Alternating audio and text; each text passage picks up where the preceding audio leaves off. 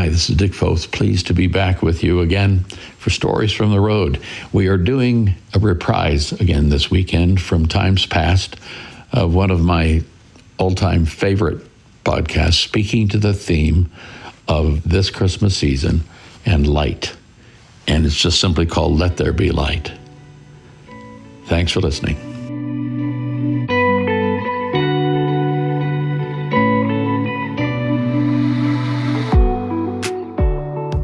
Hello, one more time. Dick Foth here. It is Christmas 2021 in just a few days. And recently, I had a wonderful conversation with a good friend of mine. Her name's Mackenzie Matthews, and she has great gifts in a lot of areas. But I found out that one of them is question asking. Ordinarily on this program, on Stories to Make Sense of It All, quite often I will interview people, talk to them, have conversations at their homes or out on their work site or walking along near the Poudre River somewhere or in Washington, D.C. But this time, Mac asked if she could turn the tables and ask me some questions. She knows that I like the subject of light and have talked about it quite a bit over the years. And so we did it. And so she's the one asking the questions. And during this season when we talk a lot about light coming into darkness, this is how she teed it up and the conversation she led. Here you are with Mackenzie Matthews and the old guy. All right, Dr. Foth, thanks for being here. Thank you, Dr. Matthews. I'm not a doctor. You are a doctor. I like to call you that. Well, thanks for being here. You said something recently that's really stuck with me. It's been rattling around in my mind, and it was about light. And I want to talk more about that. You said that light is God's signature. Can you talk a little bit more about that? This takes me back 50 years. A lot of things take me back 50 years, but this takes me back. I think it would probably be the spring of 69 or the spring of 1970 when Ruth and I were church planters in Urbana, Illinois, near the university. And one Sunday morning, this congregation of maybe 70 people, an older couple came and sat in the back row after the worship time had started. And by older, you're talking about a 28-year-old, and these folks were probably in their late 40s, mid to late 40s, so they were about gone. Okay. And very well put together couple, if I can put it that way, in terms of just how they dressed and so forth. And so at the end of the service, I prayed. When I opened my eyes, they were gone. Well, in a congregation of 70, you notice how that works. And a young man came up to me, married fella, who worked at the university. He said, "Do you know who that was that was here?" I said, "No." He said, "That was the Howard Momstead." I said, "That's fantastic. Who is the Howard Momstead?" And the Howard Momstead turned out, and I'll cut to the chase here, turned out to be one of the top 5 spectroscopists in the world. Didn't know what that was. Spectroscopy is a discipline within analytical chemistry that uses light for scientific measurement. Long story short, Howard and I became friends. He asked after some time if I would baptize him. They had a summer home in Lake Michigan. I drove up to Michigan, baptized him in Lake Michigan. And he became a wonderful part of the congregation, he and his wife. One day we were driving along, and I said, "Howard, I have this question. Why do you think the first recorded words of God in Genesis, or in the whole book, if you will, were 'Let there be light'?" And he looked at me very kindly, not like I had a third eye in the middle of my forehead or anything. He looked at me and said, "Well, it's the basis for life, Dick, on the planet.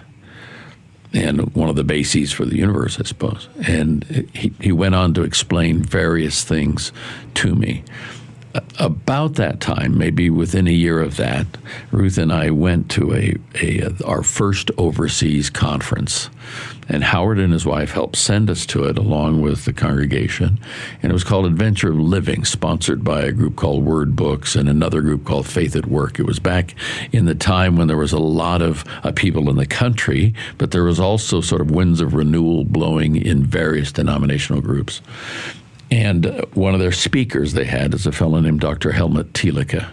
And back during World War II, there was a group called the Girdler Group that was ended up, Dietrich Bonhoeffer was part of it, that ended up trying to take out Hitler, and all of them were caught and killed except two, and Thielicke was one of those. He was 29, so he wasn't well known, but he was a German Lutheran theologian, professor of dogmatics at the University of Tübingen or someplace, and he wrote a book called How the World Began, and it had to do with Genesis. It's one of my favorite books, and in there he has a chapter on light being God's signature.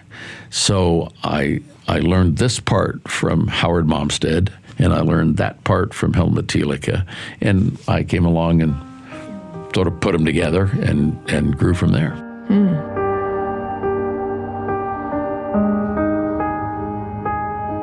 I mean, we see the light as a metaphor, right, all throughout Scripture. So it's beautiful to think about those things, or it's poetic to think about light being God's signature. But when you talk about the kind of that granular, the building blocks of the universe, I've heard you say before, like nothing exists without light. Like when you explored that further, what parts of it stuck out to you the most? Well, as Howard explained it to me, he said, Dick, Einstein's general theory of relativity, which is energy equals mass times square the speed of light. He said speed of light is the constant in that equation. That's the solid piece, if you will. If you drive down the road and you see some people building a new section of road, they're using what is called laser transits. They ping light off of a marker held by somebody down the road, because the wavelength is the most precise unit of measurement for distance. If you bombard any element, that chart of elements that you had in junior high or in general science, and if you bombard any elements with light, each one will uniquely absorb or fluoresce light at a given rate. If you do that with cadmium, I understand it emits what's called the cadmium red line. And this is all I know. So those folks who are listening, don't call me, text me and say, could you expand? I can't expand on it. But the cadmium red line is the basic, the building block for the atomic clock, which is the most precise measuring device. So you have time and space all in that one statement. Any farmer knows that without light, you don't have the food chain. Without photosynthesis, you don't have the food chain. So you don't have that. Any artist, as you would know, being an artist yourself, knows that without light, you don't have color. I used to joke that, my bright yellow shirt hanging in the closet isn't yellow. And so the next time somebody says, how do you know there's a God? You say, well, because your shirt's yellow, whatever. But that whole construct, and if you go online and just type in electromagnetic spectrum, you will see the range of things that light enables. And it's everything from what we're doing right now in terms of broadcast. So you have television, you got shortwave, you got FM, you got AM, sort of on one end of the spectrum. And on the other end of the spectrum, you have all these other things, everything from, and I think I have this correct in terms of ends, everything from radar to when they swipe your cheese across that little thing at the grocery store and it tabulates from that code, that's light at work. And if you, God forbid, have a brain tumor and they go in and they do gamma knife brain surgery on you, that's the use of light. So on one end, you have gamma knife brain surgery, and on the other end, you got Dr. Phil in terms of what light does. We usually talk about light in terms of the visible spectrum of light, what we can see. But as we know, by X-ray and ultraviolet and infrared and all that, you've got all other kinds of wavelengths of light. And I didn't know any of that, and I didn't really think too much about it, except that that's the first sentence, let there be light. And my rhetorical question to that is always, do you think God knew? And of course, the reason I asked that is, well, yeah, he did. So, and there have just been various other pieces of that It was interesting. I had a guy come to me one time when I said that piece about time. He said, I repair watches and clocks. And I always had this sense I was working with something connected to eternity. Because I always see time and eternity as sort of two different qualities, if you will. But still, there's something in that. And I think in that same book by Thielke, he quotes a Dutch artist, and I think he's Dutch, and I think you'd say his name Daubler or Deubler, Daubler, with that little umlaut thing over the, and he describes color as suffering and structured light. When you see it in Scripture, when you see that signature, he signs in with it. Then you go along, and the world is destroyed, if you will. And when he signs back in, it's this rainbow. It's all the colors. It's what we used to do an acronym for, and before we took that general science test. ROIGBIV, is it? Red, orange, yellow, blue, indigo, violet. Do I have that right? Something like that. Close. And then, you have the Israelites being led out of Egypt by Moses, and you have the pillar of cloud by day with that bright Egyptian sun shining off of it. I mean, white clouds with the sun hitting them are just pristine. They're stark in their beauty. And then a pillar of fire by night. And every time God shows up in any significant way, you glory, this Hebrew word kavod. It's a shining. So Moses comes down from the mountain having spoken with God, and you got the Ten Commandments, had to put a bag over his head. They said his face was shining, right? Anyway. Mm-hmm. What you see at the Transfiguration. Yeah, again. Exactly the same. Mm-hmm. I get carried away when I... Bethlehem. I mean, there are lots of those moments. Oh, yeah. Paul on the road to Damascus essentially gets knocked down by light.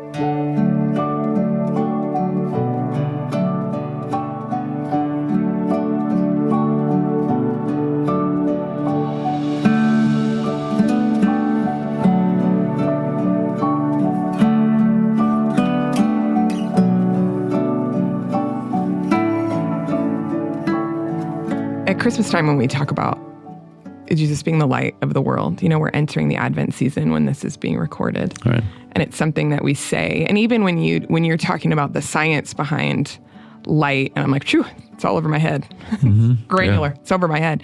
But it's one of those things where you take light for granted. You have moments where I don't think about those things. I don't see those things. The Advent season is an interesting one because there are the Christmas lights on buildings. There are the moments where you have a candlelight service for Christmas Eve. You have moments of looking and experiencing and spending some time to intentionally see Jesus as the light of the world. It just shifts the power of that, or maybe the focus of that. When you think about all that happened, what you said 50 years ago in the 70s, how has that impacted the way that you experience maybe the Christmas season, or would there be any differences that you would say this knowledge has impacted you in your day-to-day life? I think just the fact that you have an understanding or an awareness of light. John in the first chapter says, and he was life, and that life was the light of men. And the light came into the world, and the darkness could not overwhelm it. I have a friend who was asked one time, how fast is the speed of darkness? And he quipped, it's slightly ahead of the speed of light, because light is chasing it away. And there is something about light and darkness, just like light and chaos.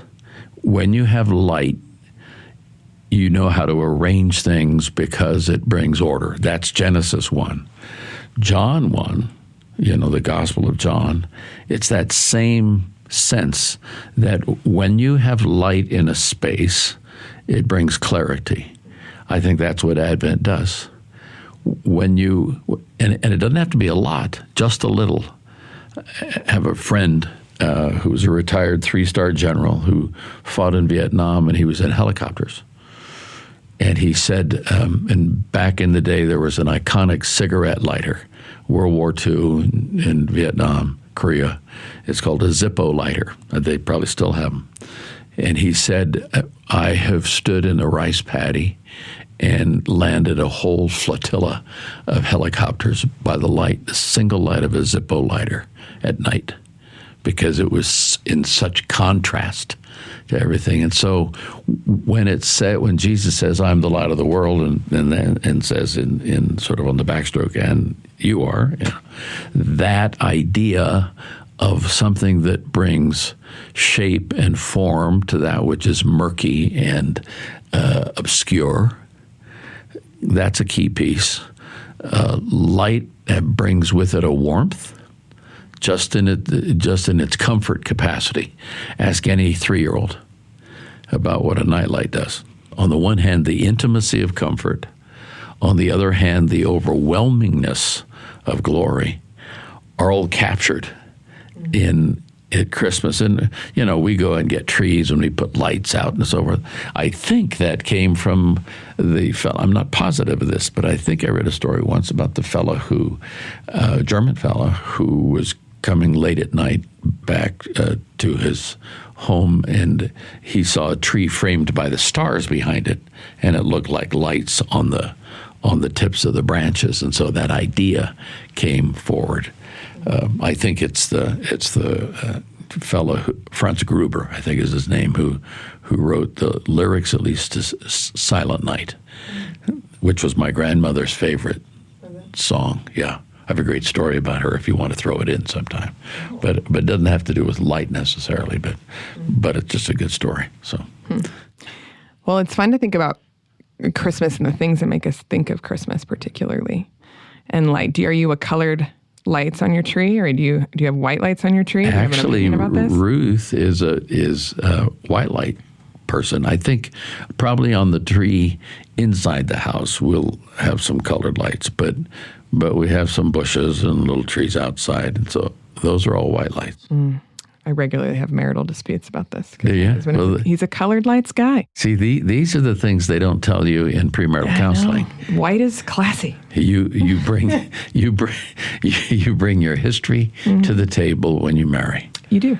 Yeah. And it's fine. We have an artificial tree, which that's just, it's nice. Yes. It's easy. Yeah. But it has a remote, and we can go back and forth. And so that tends to be what we do.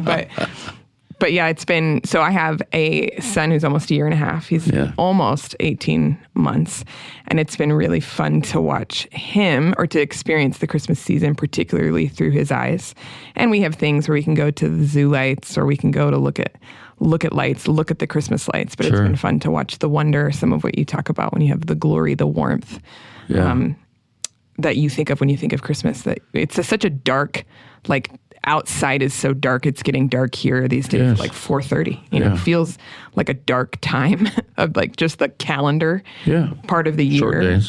But to have the lights, and particularly to drive down a street and see them, there's something magical about them always. But for me this year, it's especially magical to see them through his eyes. Well, and you think of how we use language. So Powell, your boy, looks at the tree, and we say, and his eyes just lighted up. Mm-hmm. We use that language to talk about understanding. You say something, and I say, enlighten me. You go to pick any 10 universities across the country, and somewhere in their branding, you'll probably find a torch. This whole idea of this is about illuminating one's mind. There's the light being the truth. There's people say, hey, what's in the darkness will be brought to the light. There's some of that is a secrecy, and some of that is a truth. Yeah. And so to bring something in the light, meaning something to see as true. I was, you had mentioned that I'm an artist. I went to art school, studied art in college, and I spent a semester in Italy. I was in Tuscany. It was dreamy. It was basically like a 3.5-month vacation. But it was interesting. It was actually a pretty difficult season for me spiritually, because I felt pretty alone in that time. But I remember being at the Vatican, which is a gorgeous and overwhelming place. Yes. And there's one tomb, Pope Alexander VII has a breathtaking tomb. It has lots of sculptures that represent different things. But one of the attributes that's represented is faith. And faith is represented by this woman. There's 4 different ones, but one of the women, and she's embracing the sun. It's like holding the sun, and it's to represent faith. It's representing holding on to truth. So it's interesting, the image. And I really latched onto that in that season. I bought a ring that looked like a sun to commemorate that season. But it really is it's everywhere, and there's so many different ways you can take that metaphor, but how much more powerful that is to think about light in that way, particularly in this season.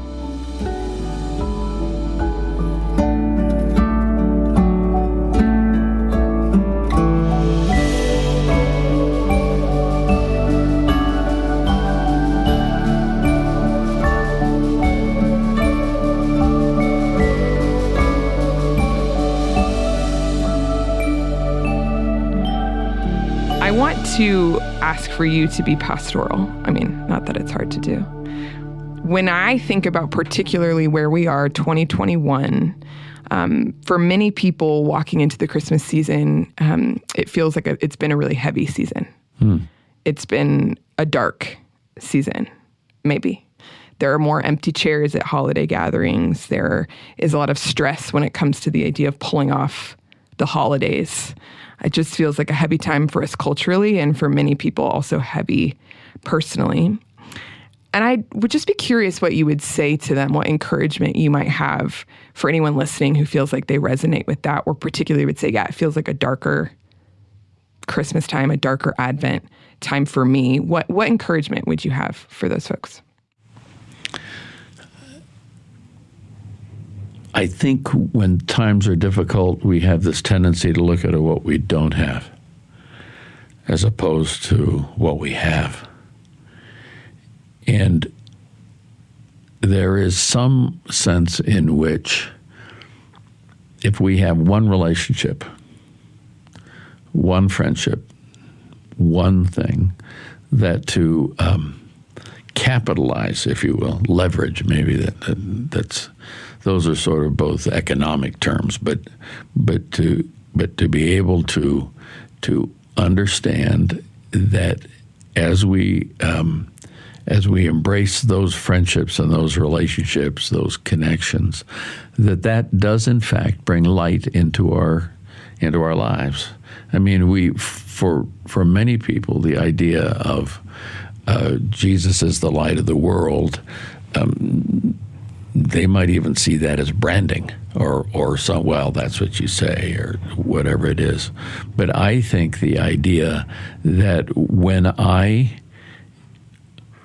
think about what can I bring to a friendship, what can I do to bring light to the other person, either by my listening or probably most particularly by my presence, it takes me out of why do I feel such darkness, and allows me, probably unwittingly, unknowingly, to bring light and to use the language in a different way, to lighten the burden. It's not the same word.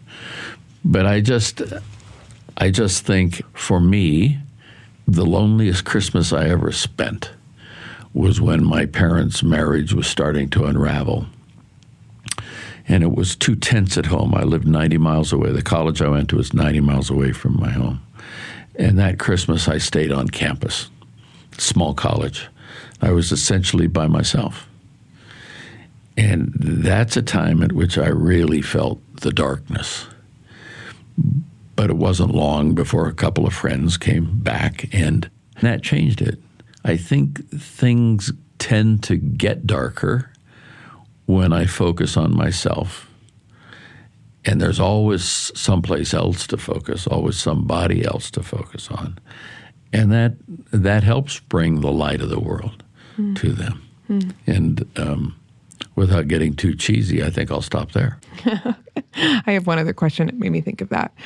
You know, when we talk about hope And particularly the light of the world coming and the hope. Like I had known like when Jesus came the first time that there had been 400 years of silence from God before no that. prophets. Yeah. And Jesus coming and the hope that came with that. I'd just be curious what you would say when you think about hope, or moments when it's been easy to have it, or moments it's been harder to have it. What would you say? What comes to mind for you when you think about hope? Do you have an easier question than that? I know that is a hard question. No, that's a good. And I didn't prep you for that question. No, that's a good question. But it does, I think. Well, and part of when I think of the darkness, or moments when you're sitting in the darkness, and some of what you said of where you're placing your attention, where you place your focus, right. How we walk through moments like that. Hope can be hard. Hope can be tricky to grasp onto. Right. Or there's been times in my life when hope felt really dangerous because I'm like, man, hope only leads to disappointment. I've said that before. Like when I'm hopeful, I can be disappointed. Right. Which, that maybe says more about where my heart space was at that time. But the idea of clinging to the light of the world, being the thing where hope is birthed, a different kind of hope, maybe. There's this very interesting verse in the scriptures where Paul says, Christ in you, the hope of glory. He connects his presence, your life,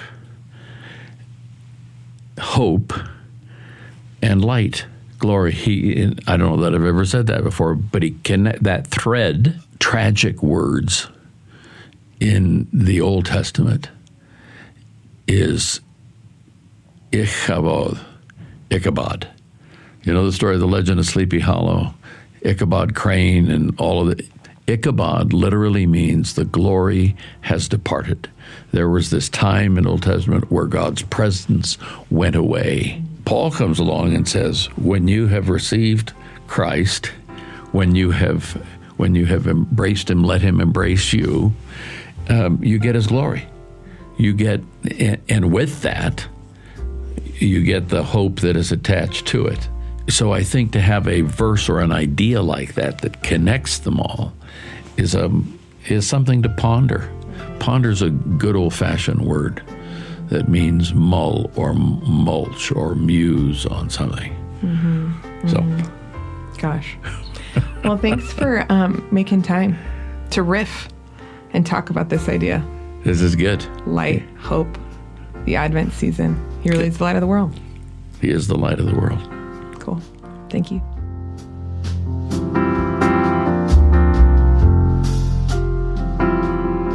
There is something about light that even in the speaking of it or speaking about it warms the heart, encourages the mind, and gives us hope for the future. Jesus is the light of the world, and that's all I have to say about that. Thanks for being with us. Thanks for those of you who subscribe, and we pray in these next few days that it will be a good time and an encouraging time. And we'll catch you next time. Bye-bye.